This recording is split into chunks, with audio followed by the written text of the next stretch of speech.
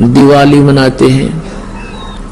अब इसमें के फंड शुरू कर दिया, बम भटकावेंगे, कितना प्रदूषण हो जाता है। किसी की आंख में डाला, आंख फूट गई, किसी के कपड़े जल गए, किसी के खेतों में पूड़ियां जल गई, किसी का घर में आग लग गई, और प्रदूषण निरा। और सारी रात बड़ा बड़ कोई मरीज है, बीमार है, उसने वो परेशानी रहे। ये कोई खुशी का तरीका है? और फिर उद्देश्य क्या? बोला इस दिन भगवान श्री राम सीता ने लेकर आया था, दिवाली वाले दिन वापस आया था, और वह गई भी तो थी कड्डी उसने 2 साल पाछे। फिर वो क्यों ना मनाया जिस दिन वह माँ दुखी रही, सारी उम्र तंग पाई। इस एक दिन के दिवाली वाले दिन ने कह दे दिया सीता जी को, आजीवन भटकती रही, एक जंगल में टाइम पास किया, 2 बच्चों को लेकर के रहती थी। या कुरीतियां संतों ने हटाने की चेष्टा की तो अन्य समाज ने उसको लगाने की चेष्टा की, तो जिस कारण से भक्त और संसार के अंदर सदा से ही विरोध बना रहा। क्योंकि संसार की जो रीतियां रिवाज है वो काल प्रेरित है, वो यही रहने की है, और संतों की मर्यादा इस काल की मर्यादाओं से हटकर है, वो भक्ति बाधक है। इसलिए अन्य समाज के लोग कहते हैं देखो इन्होंने तो माता ढोकनी भी छोड़ दी, इन्होंने तो बाबा श्याम जी भी नहीं पूज रहे हैं, ये तो ऐसे भी नहीं कर रहे हैं, ये तो दिवाली भी नहीं मना रहे हैं, ये कैसे हो गए हैं, इन तो बट्ठा बैठा दिया। एक भक्त बतावा था, कहने लगा जी आज 10 वर्ष हो गए हमने कोई त्योहार नहीं मना लिया। नाम लिया था उसने उस दिन, फिर वो अपने दुख गिनावा था, कह रहा था जी हमने 10 वर्ष हो गए हमारा त्योहार नहीं मन लिया, ना होली, ना दिवाली, ना तीज, ना कोई अन्य। क्या कारण? कि हमारा परिवार है, कभी तो हमारे घर में कोई खुद जवान भाई की मृत्यु हो जाती है, 1 वर्ष उसकी चिंता पूरी होती है, तब तक दूसरा कोई रिश्तेदार निकट में, जैसे बहन का पति मर गया, फिर त्योहार मने नहीं, फिर कोई बिल्कुल साथ में का केताऊ का मर गया जवान, फिर ऐसे फिर लड़का मर गया, 10 वर्ष हो गए हमने त्योहार नहीं मना लिया। तो फिर इन त्योहारों को किस लिए मनाते हैं? या तो फिर भी मनाओ अगर इतने कंपलसरी है तो। ये कहने का भाव ये है, यहाँ कुछ मनाने की जरूरत ना है, या तो भगवान के गुण गान की आवश्यकता है, और उस समय कोई याद रखे, ये जाने का समय याद रखे।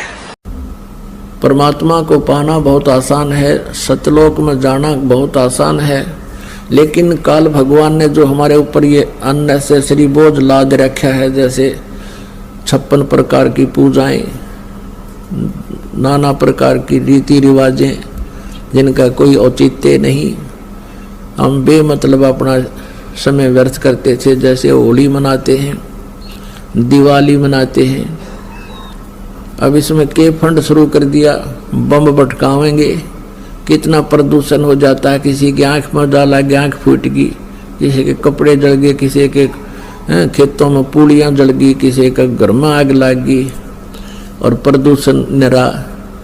और सारी रात बड़ा बड़ कोई मरीज है, बीमार है, उसने वो परेशानी रहे। ये कोई खुशी का तरीका है? और फिर उद्देश्य क्या?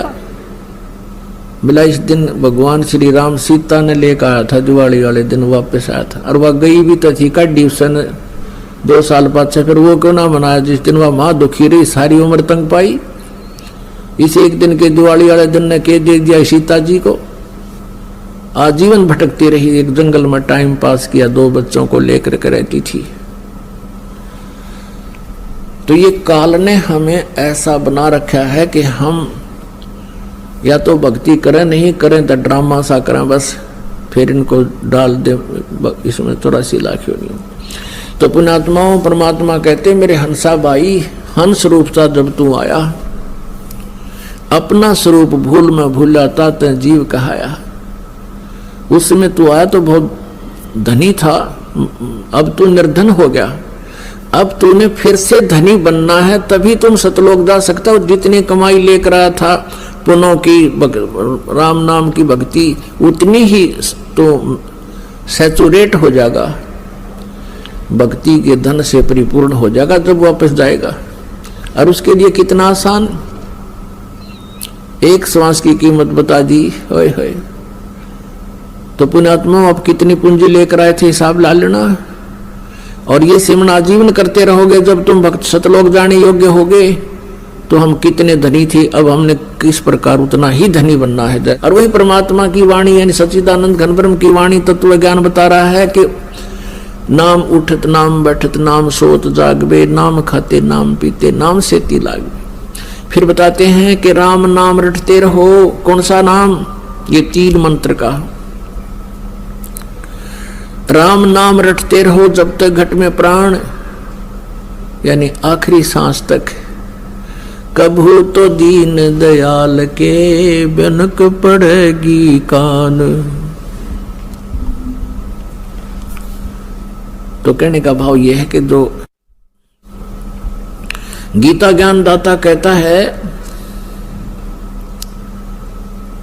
कि मेरा एक ओम मंत्र है, नथिंग एल्स, इसके अतिरिक्त और कोई मंत्र जाप करने का नहीं है। जो तुम और करते हो ओम नमः शिवाय फल ऐसे ऐसे अपने आप बना रहे हो, विष्णु जी का सरनामा, ये कोई मंत्र नहीं है जाप करने के।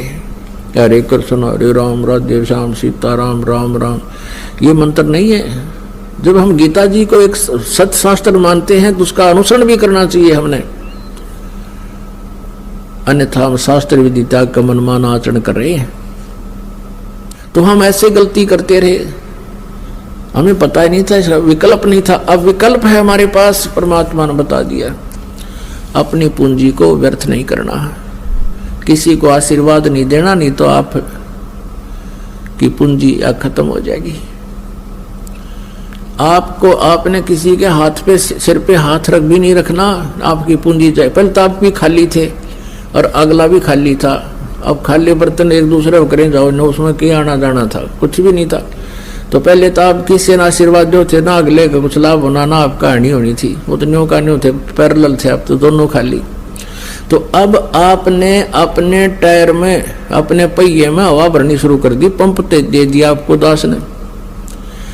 अब आप हवा भर रहे हो पंप से, और आपने अपने दूसरे मित्र की गाड़ी में अपने टायर से पाइप लाकर उसका टायर में डाल दिया, ना वो चालन दोगा रहा ना आपका रहा, यानी आप भी खाली कर लिया पहिया। तो उसका प्रोसीजर ये है कि आप जी उसको भी पंप ही दिलवाओ कि इससे अपना हाथ से अपने प्रयत्न करके आप भी अपना भक्ति की ये जो हवा भरो, सिमरन करो। तो ऐसे आप जिन्हें अपनी भक्ति को बचा के रखना। जैसे माता गर्भ को रखे यत्न बनाए, ठेस लगे तो छन होवे तेरी ऐसे भक्ति जावे। जैसे किसी बहन को, माता को गर्भ रहा हो, अब वो ही जानती है उस गर्भ को कैसे सुरक्षित रखना होता है। धीरे धीरे चलती है, कहीं ऊंचे नीचे में पैर झटका लग जाए, मेरा गर्भ ना गिर जा। रात के समय भी, सोते समय, करवट बदलते समय भी उधड़ के पड़ती है, कहीं बच्चे पर दाब ना आएगी हो। खाने पीने में भी कंट्रोल संयम रखती है, तब वो एक पुत्र या पुत्री रूपी लाल प्राप्त कर लेती है। ठीक इसी प्रकार पुण्यात्मा आप जिन अपनी भक्ति को ऐसे संभाल कर रखना है, जैसे माता गर्भ को रखे यत्न बनाए और ठेस लगे तो क्षण हो जा, क्षीण हो जा। ऐसे भक्ति नसाए, ऐसे भक्ति नष्ट होती है आपकी। तो आप जी ने मर्यादा में रहना है, मर्यादा को तोड़ना नहीं है। इस प्रकार हम परमात्मा पाएंगे और सतलोक चले जाएंगे।